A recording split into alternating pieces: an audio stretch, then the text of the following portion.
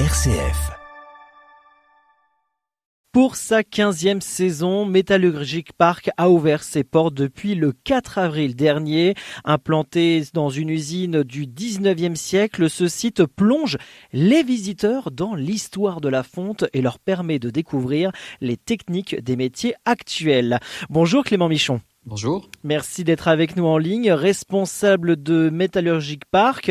Avec vous, on va donc présenter cette manifestation, ses animations et puis son origine, bien évidemment. Et justement, parlons de l'origine de ce rendez-vous. Est-ce qu'on peut présenter plus en détail ce Métallurgique Park ?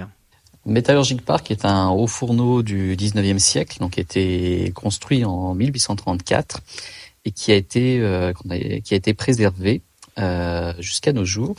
Et grâce à différentes actions, donc il a pu être restauré et ouvert au public. Et donc c'est un lieu où on découvre le fonctionnement de ce haut fourneau, le fonctionnement de l'entreprise à laquelle il appartenait, comment on fabriquait de la fonte. De manière un peu plus large, ensuite, le visiteur peut découvrir l'histoire de la métallurgie et du travail du métal en Haute-Marne, depuis le Moyen-Âge jusqu'à nos jours.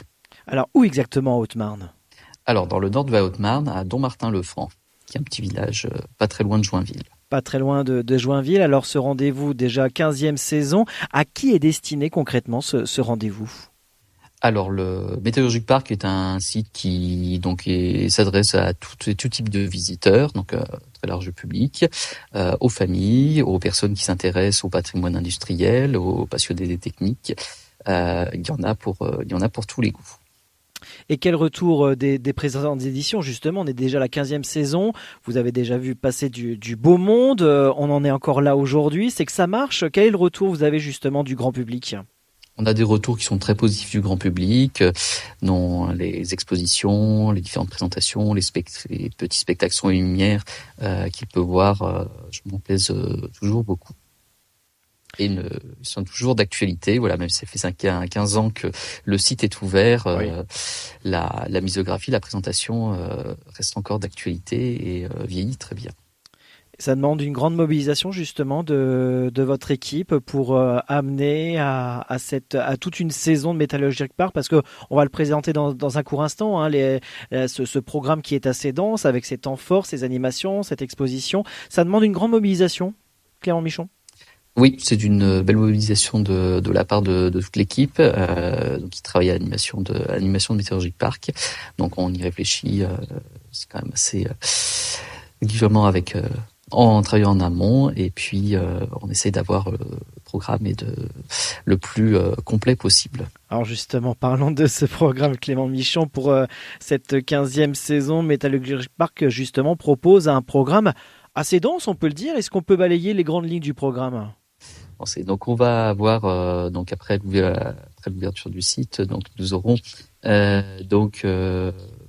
de manière régulière des ateliers de fabrication de médailles en étain. Alors ce sont des ateliers qui s'adressent à toute la famille, qui permettent vraiment aux visiteurs de découvrir comment était la technique de la fonte au sable. Donc ils pratiquent eux-mêmes. C'est presque la même technique qui était utilisée dans les fonderies, sauf qu'évidemment on adapte par un petit format et on utilise de l'étain et non pas du fer. D'accord.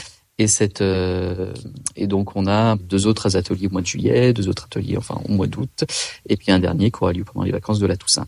Donc ça, c'est une animation qu'on va retrouver un peu étalée tout au long de l'année, et c'est sur inscription bien évidemment. Oui, c'est sur inscription, un nombre de places limité. Et puis d'autres animations continuent. On a des visites guidées également du site, c'est bien ça ? Oui, on a des visites guidées, donc là qui sont proposées pendant l'été.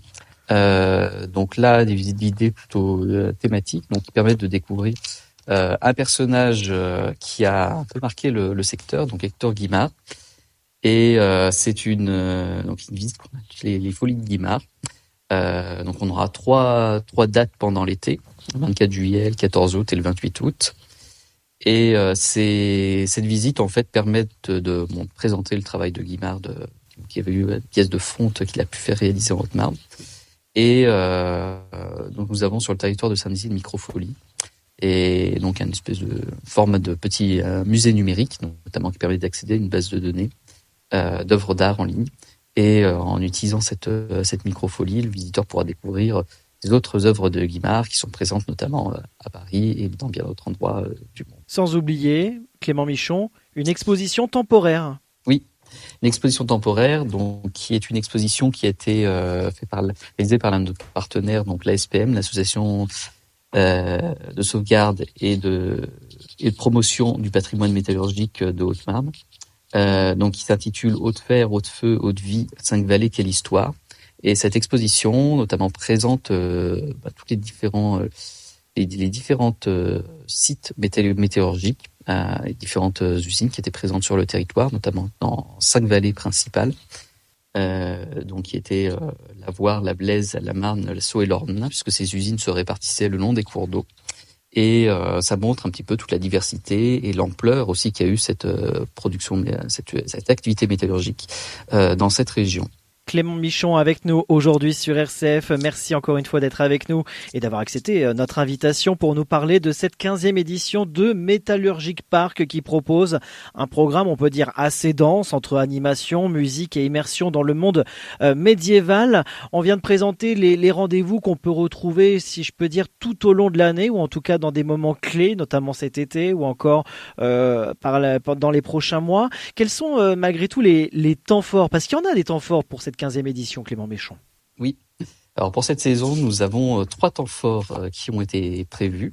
Le premier aura lieu en mai, le 10 mai, samedi. Ça sera donc un après-midi festif, oui, où on proposera sur le site un ensemble d'activités, donc vraiment un moment par exemple pour les familles, pouvoir passer un agréable après-midi à Métallurgique Park.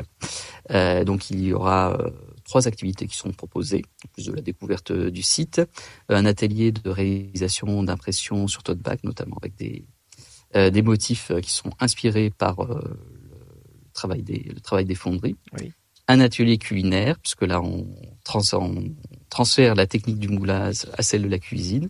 Vraiment, ça c'est pour les plus jeunes qui pourront réaliser une pièce en chocolat. Et dernière activité, notamment en lien avec notre microfolie, donc qui s'intitule l'Art Express, et donc qui sera une activité notamment de peinture, de création de peinture au format numérique. Très belle activité, donc à découvrir le 10 mai prochain. 2 autres temps forts, il va y avoir si je me trompe pas, et comme chaque année, ce week-end médiéval, mais aussi la guinguette mobile. Oui.